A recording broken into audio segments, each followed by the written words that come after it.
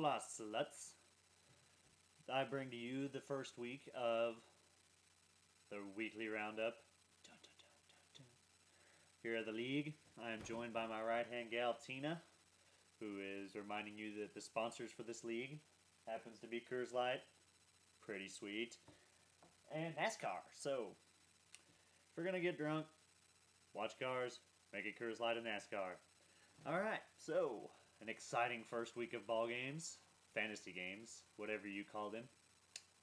Let's see, Seth edged out myself by a whopping 1 point, which I will get to here in just a second. Cliff and Germ tied. Unfortunately for Germ, his bench didn't pull through in the end. Cliff beat him with the tiebreaker. And apparently Estes beat Joe with a rubber mallet or something, because Estes come away with a pretty decisive victory there. So, speaking of which, that thing I was going to get to later, I would just, kind of like to throw this out there, that apparently, NFL coaches, they don't really give a crap about, the safety of their starting players, especially in the end of blowout games, because Mr. Valines, who must have paid off 3 coaches that I know of that, had his players reap so many vulture points at the end of meaningless games that just absolutely ridiculous. But I'll leave it at that. I digress. So, week 2. We have, for game 1 of 3, we're going to order them now. It is myself and Mr. Cliff, whose team name I believe is TDs and Beer. Well, hopefully you're going to TD's nuts in your mouth, and I'm going to leave it at that. Game 2, we have Average Joe's and Seth, and his adequately picked up off the internet name, Pimpin' Ain't Breezy, named after his quarterback. Not going to lie, I'm going to pull for Average Joe's this week. It's a true underdog story, and everybody likes one of those.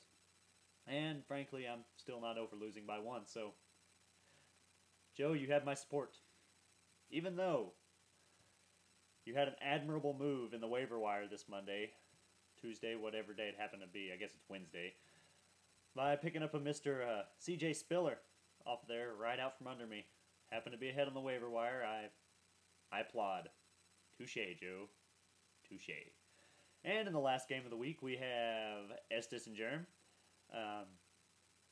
This one, I'm giving it the toss-up. I don't have one either way. I'm not going to lie, I'm probably going to pull for Estes. That way, if I happen to lose again, I won't be the only one that's 0-2. Yeah. And if I do win, hopefully it'll just be Jeremy. So, I mean, it's win-win for everybody, except for Jerm. Yeah, your time will come, Jerm. Your time will come. However, I believe that is going to wrap up our first lovely week of fantasy football in a nutshell. Tomorrow night we have Green Bay and Chicago. Ought to be a good game.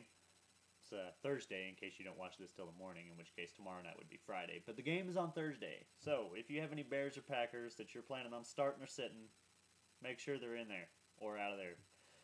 Which isn't what your mom said, Germ. Oh, burn. So, bitches, hopefully we will have another exciting week of football. And coming from the Commissioner's Corner, myself and Tina bid you a fond deuces.